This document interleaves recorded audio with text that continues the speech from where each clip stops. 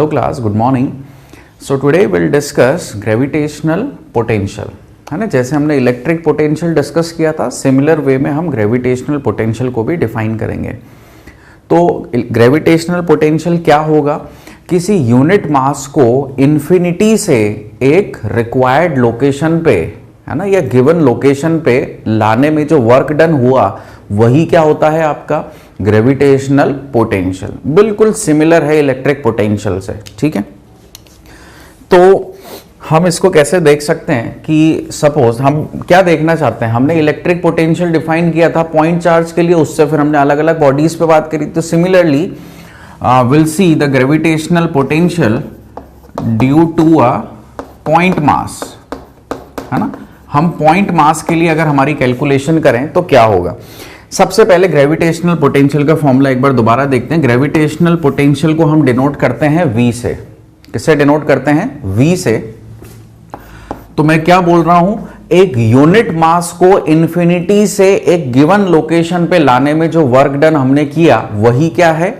Gravitational potential. ठीक है, तो ये क्या होता है भाई? दिस इज वर्क डन पर यूनिट मास और ये नेगेटिव में. ठीक है, ये इसका फॉर्मूला होता है.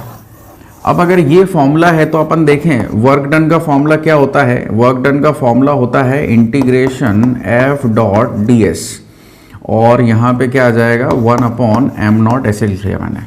ठीक है, अभी देखो v is equal to negative of f upon m0, है ना, इंटू ds. तो क्या फोर्स पर unit mass is your gravitational field intensity. तो मैं इसको कैसे लिख सकता हूं, v is equal to minus integration i vector dot ds vector. ठीक है, तो आप यहां से देख सकते हैं कि intensity i is equals to, we can write it like this, dv by ds.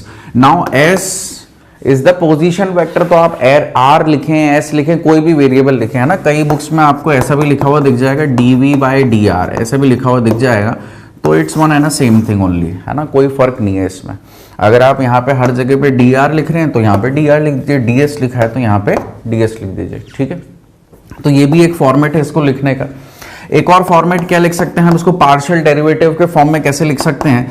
i vector is equals to डो v बाय डो x i कैप प्लस डो v बाय डो y j कैप प्लस डो v by डो z k cap. क्या इस तरह से भी हम लिख सकते हैं. The similar way we have written the relation between electric potential and electric field. और वहां पे हमने एक फॉर्मूला भी बताया था, electric field is equals to negative of gradient of electric potential. Similar way हम इसको भी इस तरह से लिख सकते हैं, है ना. अब हम पॉइंट मास के लिए कैलकुलेशन करें.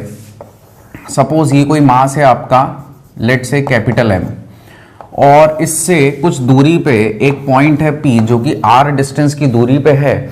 तो हमने क्या किया, इस P पॉइंट पे हम m0 मास लाए. कहां से लेकर के आए? इन्फिनिटी से. इन्फिनिटी से हम ये पॉइंट मास या यूनिट मास हमने ला करके कहां रख दिया? इस P पॉइंट पे. ठीक है, और ये क्या है आपका, this is unit mass, this is point mass and this is unit, this is m0 is basically your unit mass, okay, and this is your point mass. तो हम ये जो यूनिट मास लेकर के आए, ये बेटा इन्फिनिटी से लेकर के आए हैं, और जो भी वर्क डन हमने इस m0 मास को इन्फिनिटी से यहां इस रिक्वायर्ड p पॉइंट पे लाने में किया है, वही आपका क्या है? Gravitational potential. ठीक है, अब देखो कैसे करेंगे इसको अपन प्रोसीड. हम जो हमारा फॉर्मूला जानते हैं वो क्या है, v is equal to, v तो हमें कैलकुलेट करना है, v is equal to i dot dr या ds, जो भी अपने को लिखना है ना, r डॉट ds. चलो जो अपन ने कैलकुलेशन करी उसी से. कहां से लेकर के आ रहे हैं? इन्फिनिटी से, और किस r पोजीशन पे. ठीक है ना. अच्छा, तो v बराबर इन्फिनिटी से r. अब देखो not electric, gravitational field intensity due to a point charge कितनी होती है?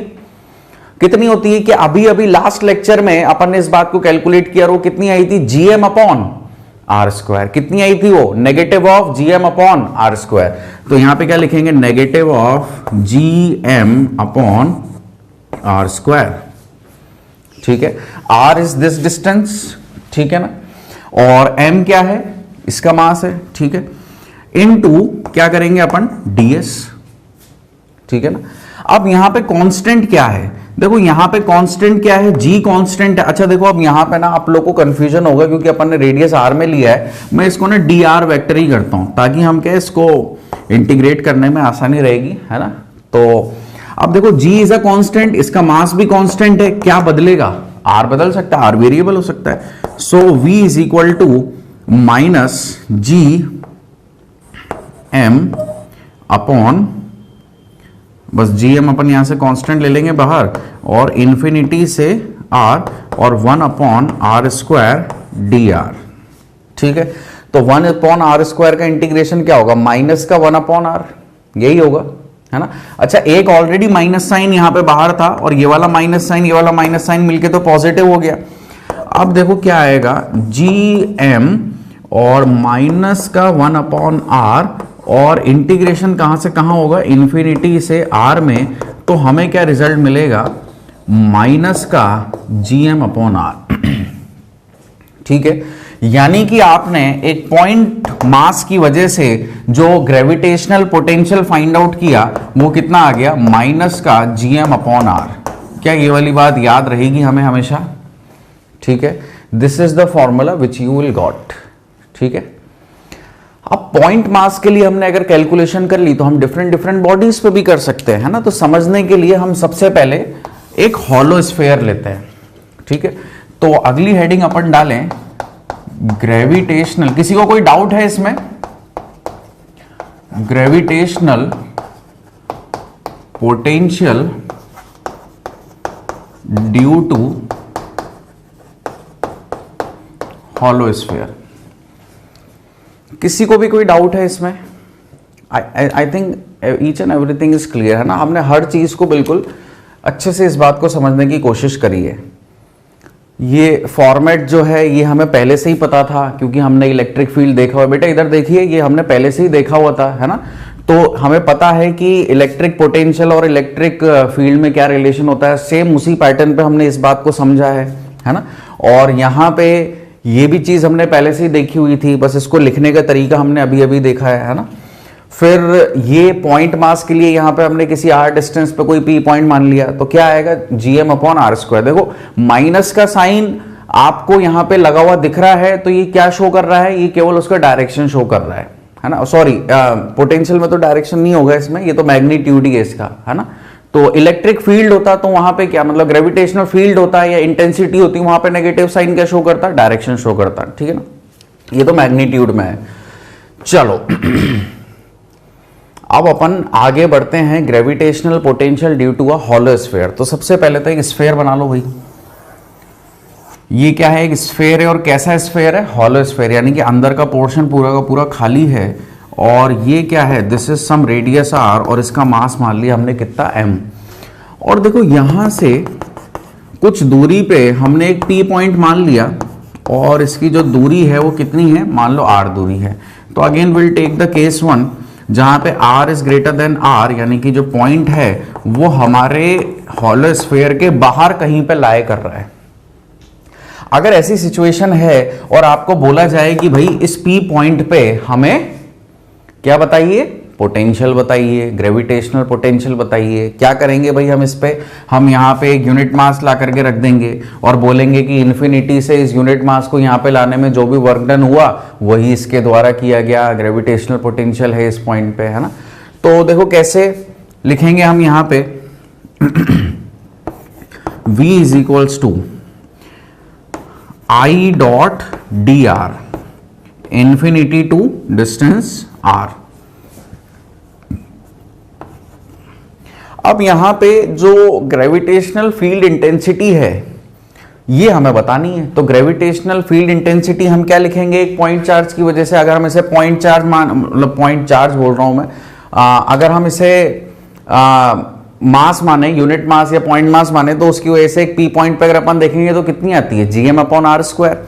तो हम यहाँ पे क्या लिख सकते हैं, v is equal to integration infinity से r and i will be gm upon R square, ये वाली दूरी है ना। और मास किसका, इस पर्टिकुलर हॉलो स्फीयर का, इनटू इंटू डी आर, है ना। अब यहां पे GM तो क्या हो जाएगा, बाहर आ जाएगा। अच्छा, और ये फॉर्मूले में भी माइनस है और इसमें भी माइनस है, तो ये ओवरऑल यहां पे प्लस हो जाएगा 1/r² dr। जब आप इसको सॉल्व करेंगे तो कितना आंसर आएगा, माइनस का GM/r, क्योंकि लिमिट क्या है, इन्फिनिटी से r है। तो ये रिजल्ट और पॉइंट मास की वजह से जो रिजल्ट है ये कैसा है, सिमिलर है ना, दिस रिजल्ट इज सिमिलर। अच्छा, अब यहां पे ही अगर अपन सेकंड केस लें, सेकंड केस में क्या, r is equal to capital R, यानी कि अगर हम जो हमारा पॉइंट है वो यहां पे ले लें P पॉइंट और यहां पे R बराबर, यानी कि radius of the hollow sphere is equals to the position where we have taken this point, ठीक है ना। तो ऐसी सिचुएशन में क्या होगा, ये चाहो तो यहां ले लो ये वाला P पॉइंट, यहां पे भी R बराबर कैपिटल R है, ठीक है ना। दोबारा से डायग्राम बनाना हो तो बना सकते हैं इस चीज का। तो अगेन आप ये सब चीजें यहां पे करेंगे तो आपको क्या मिलेगा, पोटेंशियल माइनस GM/r की जगह क्या हो जाएगा, कैपिटल R हो जाएगा, ठीक है। तीसरा केस देखो यहां पे, this is on the surface, then R is lesser than the capital R, यानी कि अब हम कोई रैंडम पॉइंट यहां ऐसे ले लें बीच में, जहां पे ये पोजीशन जो P पॉइंट है ये क्या है, R है। अब क्या होगा, अब देखो दोबारा से सोचो, मैंने कल के लेक्चर में आपको ग्रेविटेशनल फील्ड इंटेंसिटी बताई थी हॉलो स्फीयर में इनसाइड, और मैंने क्या बोला था, वो जीरो है। क्यों, क्योंकि I बराबर F/m, m जीरो है तो I क्या हो गया, जीरो हो गया था।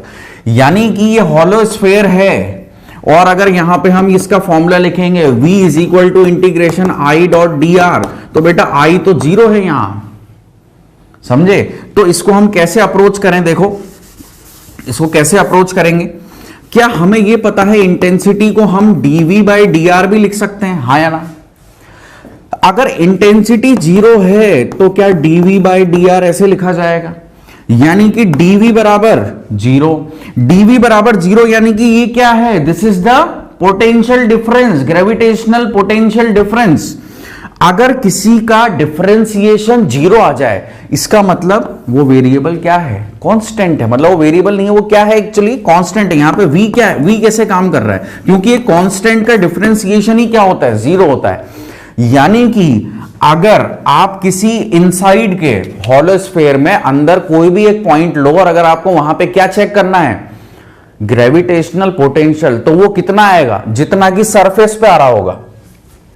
v क्या है, यहां पे कांस्टेंट है, यानी कि यहां पे इनसाइड कितना आएगा, v बराबर माइनस का GM/R। ये कहां पे आएगा, इनसाइड, v इनसाइड। आई बात समझ में, ठीक है। पोटेंशियल डिफरेंस यहां कैसा है, कांस्टेंट है। कांस्टेंट है का मतलब हमको क्या पता है, हमको यह पता है कि ये जो सरफेस है, ये जो व्हाइट लाइन जा रही है इस हॉलो स्फीयर का जो सरफेस है, इस सरफेस पे जो इलेक्ट्रिक पोटेंशियल है वो कितना है, वो है -GM/R। तो अगर मैं सरफेस से नीचे एक छोटा सा पॉइंट लेता हूं और सरफेस पे एक पॉइंट ले लिया, है ना, अलग कलर से बनाता हूं, सपोज ये एक पॉइंट है और ये एक पॉइंट है ना। अगर मैं इन दोनों पे इलेक्ट्रिक पोटेंशियल का डिफरेंस देखूं तो वो जीरो आना चाहिए। तो जीरो कब आ सकता है, आप खुद बोलो। अगर ये x है और ये x है तो x माइनस एक्स ही तो जीरो होते हैं, यानी कि इनसाइड वाले पॉइंट का भी पोटेंशियल उतना ही होना चाहिए जितना सरफेस पे, तभी तो अंदर पूरे का पूरा पोटेंशियल डिफरेंस जीरो आएगा, वरना जीरो कैसे आ सकता है, ठीक है ना। So that's why I think I have explain this particular thing specially और specifically in electrostatic also. So I think you people will understand this thing, है ना। ठीक है, तो नोट करो यहां तक, फिर आगे बढ़ते हैं। ओके, तो अपन ने अभी हॉलो स्फीयर के लिए सब बातें जो करी हैं, अब सेम हम सॉलिड स्फीयर के लिए देखते हैं कि क्या होता है, ठीक है। तो हेडिंग लिखिए, gravitational potential due to solid sphere.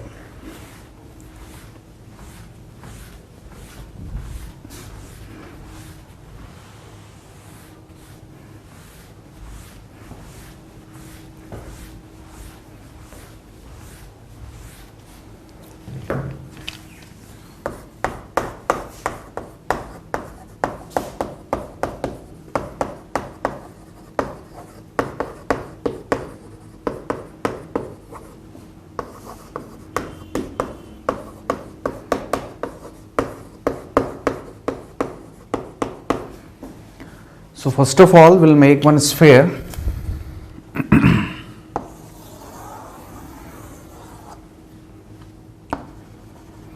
of radius r. This is your sphere of radius r and having a mass capital M. And again we'll take the three cases, है ना. सबसे पहले हम पॉइंट एक लेंगे बाहर, P point, जो कि यहाँ से r डिस्टेंस की दूरी पे है ना. तो पहला केस अपना क्या होता है, when r is greater then capital R, यानी कि आउटसाइड दी सॉलिड स्फीयर, यानी कि अब ये अंदर का जो पूरा पोर्शन है दिस इज फिल्ड अप, है ना. तो हमें इस P पॉइंट पे क्या पता करना है, ग्रेविटेशनल पोटेंशियल. कैसे पता करेंगे भाई, V is equal to integration infinity से R I dr. क्या ऐसे ही लिखूंगा मैं इसे. अब यहाँ पे I की वैल्यू आप जानते हैं क्या होगी, एक पॉइंट मास की वजह से जो होती है, कितनी होती है, gm अपॉन आर स्क्वायर. ठीक है, तो आप यहाँ पे क्या लिखोगे, V is equal to negative of minus G M upon R square, है ना. तो आर स्क्वायर यानी कि ये वाली दूरी कितनी है, R square into D R. तो V बराबर कितना हो जाएगा, बाहर तो प्लस में gm अपन ने कांस्टेंट है बाहर निकाल लिए, 1 upon R square D R. इसको सॉल्व करेंगे तो कितना आएगा, माइनस का gm अपॉन स्मॉल आर. सबको विजिबल है पीछे तक. So this is the similar result which we got here for the hollow sphere. देखो hollow sphere में भी बाहर जो P पॉइंट था कितना आया था, माइनस gm अपॉन आर. यहां पे भी कितना आया, सेम. ठीक है, आगे बढ़ते हैं. दूसरा पॉइंट देखें यहाँ पे, अगर r की वैल्यू r के बराबर हो जाए, यानी कि हम कहां पे आ चुके हैं, सरफेस पे. ठीक है, ले लो भाई सपोज कोई ये वाला पॉइंट है P और r बराबर r है. ठीक है, यहां पे क्या होगा, सिमिलर बातें होंगी. आप इसी तरह से v is equal to minus integration infinity से r आओगे और i डॉट डी आर. ठीक है, अगेन आपको यहां से क्या मिलेगा, माइनस gm अपॉन, बस स्मॉल r की जगह अब क्या हो जाएगा यहाँ पे, capital R. This is also similar to hollow sphere, लेकिन अब यहाँ पे थोड़ा सा चेंजेस आएंगे. वो क्या होंगे, जो हम तीसरा केस लेंगे, R is smaller than capital R, यानी कि इनसाइड द सॉलिड स्फीयर. ठीक है, ये इंपॉर्टेंट है. देखो सपोज हमारा जो पॉइंट है वो ये है P पॉइंट, और ये यहां से यहां तक की डिस्टेंस क्या है, R है. तो मैंने इस R डिस्टेंस को लेकर के अंदर एक और इमेजिनरी सॉलिड स्फीयर बना लिया. ठीक है, जो कि R रेडियस का और कैपिटल R रेडियस की क्या है, सॉलिड स्फीयर है. ठीक है ना, दो सॉलिड स्फीयर यहां पे अपने को दिख रहे हैं. तो अब यहां पे देखो कैसे अपन प्रोसीड करेंगे. V is equal to integration infinity, या इंफिनिटी नहीं होगा यहां पे, क्यों, क्योंकि देखो अभी हमारा जो P पॉइंट है वो यहां पे है. देखो ये P पॉइंट हमारा यहां पे है, और ये पॉइंट जो है this is for maximum radius R. तो यानी कि हम अब R से कैपिटल R जाएंगे. कहां से जाएंगे, कैपिटल R से स्मॉल r. ठीक है ना, और यहां पे हमारी इंटेंसिटी होगी और डी आर वेक्टर होगा. ठीक है, V जो है अब R पे, क्या R पे मुझे जो पोटेंशियल मिलेगा वो Vs मिलेगा बेसिकली, है ना, यानी कि पोटेंशियल एट दी सरफेस, तो Vs. और स्मॉल r पे जो मुझे पोटेंशियल मिलेगा वो क्या होगा, जो मुझे कैलकुलेट करना चाहता हूं, मान लेते हैं हम उसको केवल V या VI, ऐसे मान लो VI इनसाइड जो हम कैलकुलेट करना चाह रहे हैं. ठीक है, तो अब इसको हमें सॉल्व करना है. कैसे बढ़ेंगे भाई, इसमें प्रोसीड कैसे करेंगे, आगे देखो. यहां पे क्या लिखेंगे, VI माइनस VS is equal to, now what is the value of I, ये मैंने आपको अभी पिछले लेक्चर में बताया है. ठीक है ना, क्या है I की value, the value of I is GMR upon R cube. Solid sphere के अंदर अगर कोई P पॉइंट एग्जिस्ट कर रहा है तो वहां पे ग्रेविटेशनल फील्ड इंटेंसिटी जो होगी वो कितनी होगी, GMR अपॉन R क्यूब. ठीक है ना, और वो भी नेगेटिव साइन के साथ. तो हम यहां पे क्या लिख सकते हैं, इंटीग्रेशन R से R, अच्छा यहां पे ऑलरेडी एक माइनस साइन रहेगा जो कि हम लगाना हमेशा भूल रहे हैं, GMR upon R cube into DR. ठीक है, अब देखो यहां पे ग्रेविटेशनल कांस्टेंट है, mass is a constant and R which is the radius of this solid sphere, this is also constant, है ना। तो केवल ये स्मॉल आर जो है ये ही अननोन है ना, क्योंकि ये पी पॉइंट हमने यहां पे आर दूरी पे लिया है, हम कहीं यहां भी ले सकते थे, कहीं यहां भी ले सकते थे, है ना। तो आर इज अ वेरिएबल। तो देखो V I minus V S is equals to, minus minus है तो प्लस हो जाएंगे, g कांस्टेंट है, m कांस्टेंट है और r क्यूब कांस्टेंट है, सो r से स्मॉल r और r dr।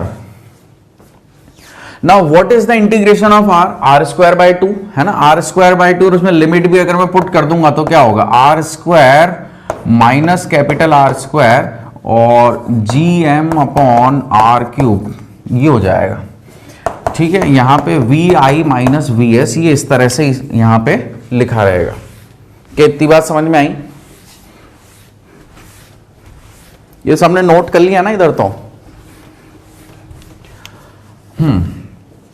तो अब देखो ये क्या है, ये है gravitational potential at the surface. तो सरफेस पे हमने कितना निकाला है, gm अपॉन आर स्क्वायर, तो ये यहां पे पुट कर दो वी आई, अच्छा ये माइनस है, उधर जाके क्या हो जाएगा प्लस, है ना, तो प्लस है और वो किस में आ जाएगा, माइनस में, यानी कि minus of gm upon R plus gm upon 2r cube R square minus R square, ठीक है। ये वैसे आपका आंसर अब आ चुका है, this is the gravitational potential inside the point P at some distance R। ये वाली चीज हम यहां पे कैलकुलेट कर चुके हैं, लेकिन इसको थोड़ा सा स्टैंडर्ड फॉर्म में हम कैसे लिखें। स्टैंडर्ड फॉर्म में लिखने के लिए देखो मैं क्या कर रहा हूं, मैं माइनस का gm upon 2r cube common ले रहा हूं इसमें से, ठीक है। तो देखो जैसे ही मैं ये कॉमन लूंगा माइनस का gm अपॉन r क्यूब, तो ये क्या हो जाएगा, यहां पे आ जाएगा आर स्क्वायर हो जाएगा प्लस में और स्मॉल आर स्क्वायर हो जाएगा माइनस में। अब यहां पे देखो यहां पे कितना हो जाएगा 2r स्क्वायर, वो भी किसमें, ये माइनस है तो किसमें हो जाएगा प्लस में, तो 2r स्क्वायर, हाँ है ना, ठीक है। अब देखो 2 और 3 कितना हो गया, 3r square minus R square, तो जो इसकी स्टैंडर्ड फॉर्म हो गई वो क्या हो गई, V I is equals to minus gm upon 2r cube और ब्रैकेट में क्या आ जाएगा 3r square minus small R square, ठीक है। ये बहुत ही इंपॉर्टेंट रिजल्ट है जो अभी अभी अपन ने कैलकुलेट किया है और ये आपको याद रहना चाहिए, ठीक है। समझ में आया सबको ये? चलो तो फटाफट एक और ज्योमेट्री देख लेते हैं।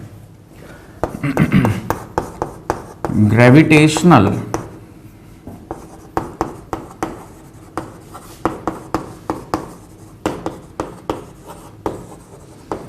gravitational potential due to a ring along the axial line, ठीक है। Now again I am making one ring, और जो रिंग का प्लेन है वो इस बोर्ड के प्लेन के परपेंडिकुलर होगा, यानी कि मैं रिंग ऐसे बनाऊंगा, ठीक है। तो the plane of ring will be perpendicular to the plane of the board, ठीक है ना। So the ring looks like this,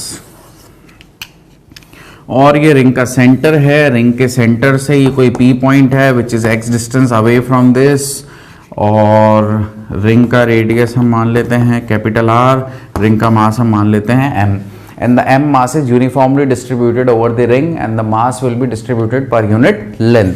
तो हम छोटा सा कोई एक मास यहां पे कंसिडर करते हैं dm, ठीक है। तो dm से जब मैं एक लाइन ऐसे डालूंगा यहां पे,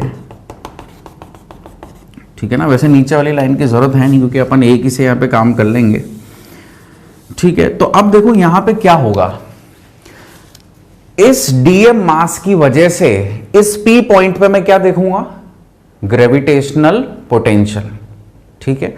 तो पॉइंट मास की वजह से किसी पी पॉइंट पे, अच्छा ये दूरी कितनी होगी, अगर ये वाली जो डिस्टेंस है this is also R, this is X, so this is under root of R square plus X square, है ना।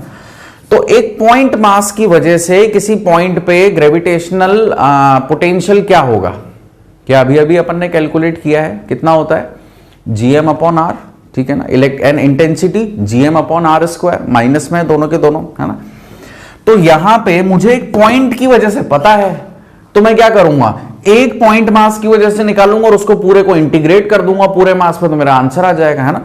तो मैं यहां पे क्या लिख सकता हूं, v is equal to integration of dv, क्योंकि dm की वजह से जो ग्रेविटेशनल पोटेंशियल होगा वो क्या होगा, कुछ ना कुछ dv होगा। और मैं जानता हूं इस dv की वैल्यू क्या है, इस dv की वैल्यू है g इंटू dm अपॉन क्या है, r यानी कि under root of r square plus X square, gm upon r minus में, ठीक है ना। तो ये माइनस बाहर लिया, g कांस्टेंट है, under root of r square plus X square भी कांस्टेंट है, अंदर क्या बचा, केवल dm, ठीक है। dm यानी कि टोटल मास, तो यानी कि क्या आ गया, minus gm upon under root of r square plus X square. This is your answer, ठीक है, नोट करो इसे। Okay, so now let's see gravitational potential energy. Heading डालें ग्रेविटेशनल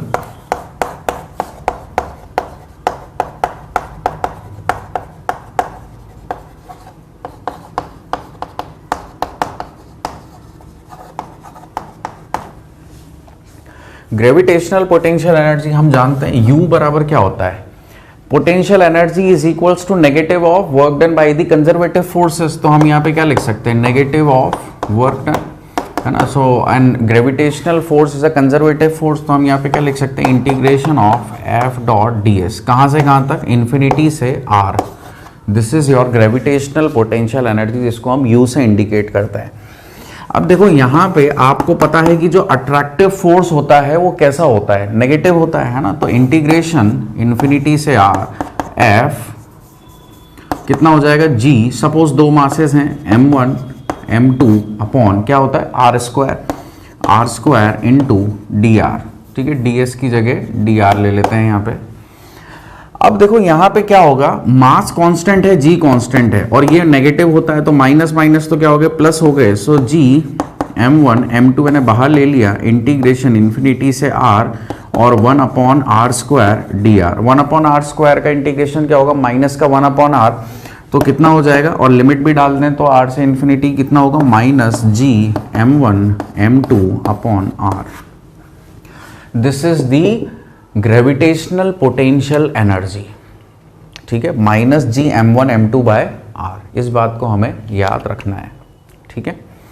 सबसे पहले इंटेंसिटी निकाली, इंटेंसिटी कितनी आई, gm अपॉन, माइनस का gm अपॉन, देखो यहाँ पे क्या क्या फॉर्मूले हमने कैलकुलेट करे, minus gm upon r square, this is what, ठीक है, this is what, minus gm upon small r square, this is what, this is the intensity.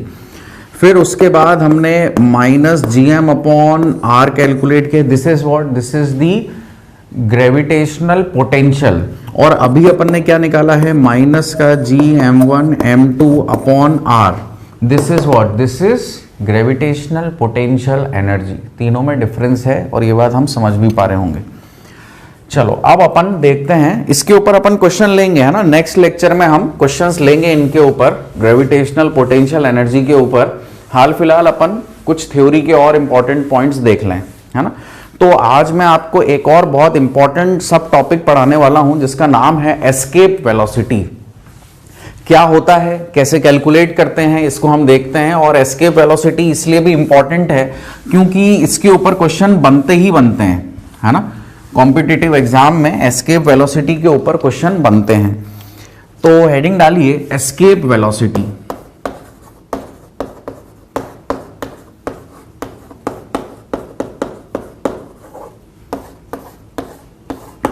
देखो एस्केप वेलोसिटी को हम कैसे समझ सकते हैं, सपोज एक ऑब्जेक्ट है मेरे हाथ में, है ना। मैं इस ऑब्जेक्ट को ऐसे ऊपर फेंक रहा हूं तो ये वापस मेरे पास आ जाता है। मैंने इसको थोड़ा और ऊपर फेंका तो ये फिर मेरे हाथ में आ गया। मैंने इसको और ऊपर फेंका फिर ये मेरे हाथ में आ गया। तो मैं जैसे जैसे इसकी हाइट बढ़ाता जा रहा हूं वैसे वैसे इसका मेरे पास आने का जो टाइम है वो भी बढ़ता जाता है ना। लेकिन सपोज मैं इसको एक ऐसी वेलोसिटी से फेंकूं जिससे कभी वापस ही नहीं आए, इसे क्या कहते हैं, एस्केप वेलोसिटी। यानी कि the minimum velocity by which you throw the object, है ना, you throw or you project the object in such a way that it crosses the gravitational field of earth।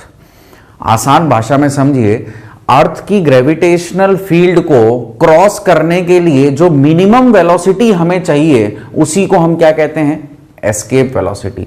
तो इसकी डेफिनेशन लिख लीजिए। इसकी definition हम क्या लिखेंगे, the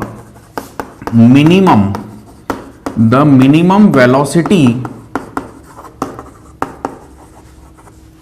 required, the minimum velocity required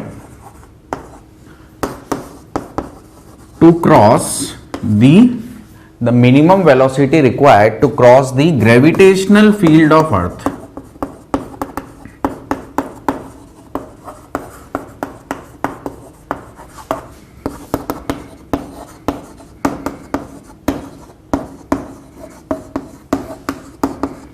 क्या ये वाली बात बिल्कुल अच्छे से समझ में आ गई? अब देखो बात ये है कि ना इसको कैलकुलेट कैसे करें, पता कैसे चलेगा कि हाँ इतनी एस्केप वेलोसिटी होनी चाहिए, ये उसका मैग्नीट्यूड होना चाहिए, कैसे पता चलेगा ये? तो इसको हम थोड़ा सा समझते हैं, है ना। कैसे समझेंगे, देखो यहाँ पे दिस इज योर अर्थ, है ना, और this is the centre of earth, this is your radius of earth, and obviously अगर अर्थ है तो एक kind of a solid sphere है, this is understood, and this is the mass of the earth. ठीक है बेटा। और हमने क्या किया, हमने हमारा जो पार्टिकल प्रोजेक्ट किया, एक जो बॉडी हमने प्रोजेक्ट करी, वो लेट सपोज कि हमने अर्थ के सरफेस से करी है। ठीक है, अर्थ के सरफेस से हम एक बॉडी जो है ऊपर प्रोजेक्ट करने वाले हैं, और इस बॉडी का मास हम मान लेते हैं लेट से m0। ठीक है, this is at the surface of the अर्थ, और इसको हम प्रोजेक्ट करेंगे और ये बिल्कुल ऐसे ऊपर जाएगा यहाँ पे कहीं पे, और अर्थ के ग्रेविटेशनल फील्ड से बाहर निकलेगा। ठीक है ना। तो अगर ऐसा हम करना चाहते हैं तो क्या होगी, सपोज हमने इसको जिस वेलोसिटी से ऊपर प्रोजेक्ट किया, इसको हमने नाम दे दिया VE, है ना, मतलब जो भी मतलब एस्केप वेलोसिटी होगी हमने उसको एक वेरिएबल दे दिया VE। अब देखो इसमें क्या है, इसमें एक छोटा सा फंडा काम करेगा एनर्जी कंजर्वेशन का। एनर्जी कंजर्वेशन हमें लगाना आता है। क्या होता है energy conservation? Initial kinetic energy plus initial potential energy is equals to final kinetic energy plus final potential energy. ये होता है कि नहीं होता है? अब यहां पे जैसे ही वो बॉडी अर्थ के ग्रेविटेशनल फील्ड को क्रॉस करती है तो वहां पे उसका पोटेंशियल जीरो हो जाता है, और काइनेटिक एनर्जी भी क्या हो जाती है, जीरो हो जाती है। यानी कि final kinetic energy and final potential energy zero. अभी हमने ग्रेविटेशनल पोटेंशियल एनर्जी को भी समझा, और ग्रेविटेशनल पोटेंशियल एनर्जी में I think many of you have already observed कि this is inversely proportional to R, यानी कि अगर आर बढ़ेगा, दो ऑब्जेक्ट्स के बीच की जो डिस्टेंस है अगर वो बढ़ती जाएगी तो वहां पे ग्रेविटेशनल पोटेंशियल घटता जाएगा। ठीक है, तो यहां पे अभी हमारा जो m0 है this is sitting at the surface, यानी कि ये r डिस्टेंस की दूरी पे है, अभी अर्थ के रेडियस पे है ना। तो जैसे ही ये और ऊपर जाता जाएगा वैसे वैसे इसका ग्रेविटेशनल पोटेंशियल घटता जाएगा। तो हम ये मान लेते हैं कि ये अप्रोच करेगा इन्फिनिटी को, और वहां पे काइनेटिक एनर्जी और हम ग्रेविटेशनल पोटेंशियल को क्या मान लेते हैं, जीरो मान लेते हैं। ठीक है, सो नाउ अप्लाइंग दिस फंडा, और क्या होगा, इनिशियल काइनेटिक एनर्जी इसकी क्या हो जाएगी, हाफ mve², है ना। ये तो ke इनिशियल हो गया, और ke फाइनल क्या होगा, जीरो, pe फाइनल भी क्या होगा, जीरो होगा, और PE इनिशियल। ये देखो अब ग्रेविटेशनल पोटेंशियल एनर्जी इनिशियल क्या होगी, Gm1m2/r with a negative sign, जो अभी हमने यहां पे कैलकुलेट किया है। ठीक है ना बेटा, यही चीज यहां पे डालनी है अपने को। तो कितनी होगी भाई, वो माइनस का G कैपिटल M और small m0 upon the distance between them is capital R, दो मासेस के बीच का डिस्टेंस, क्योंकि हमने सरफेस ऑफ अर्थ पे लिया है। तो ये चीजें यहां पे अगर अपन पुट करेंगे, सो हाफ m0, है ना, ये किसका मास होगा, m0 का होगा, जिसको हम प्रोजेक्ट कर रहे हैं, v², then plus minus of Gm m0 upon r², नहीं not r², only r is equal to 0 + 0। ठीक है, अब इस इक्वेशन को जब हम सॉल्व करेंगे, so will get some value of escape velocity. Let's see what we will get. यहां पे देखो इधर,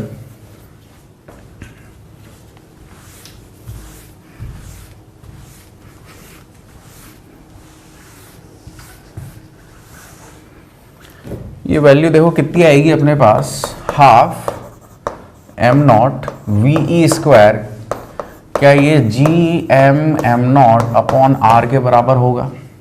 यहाँ पे एम नॉट से एम नॉट जाएगा, ठीक है, और वी ई स्क्वायर की वैल्यू कितनी आएगी, 2gm अपॉन आर, और अगर मैं स्क्वायर यहाँ से हटा दूँ तो इसका अंडर रूट, हाँ या ना।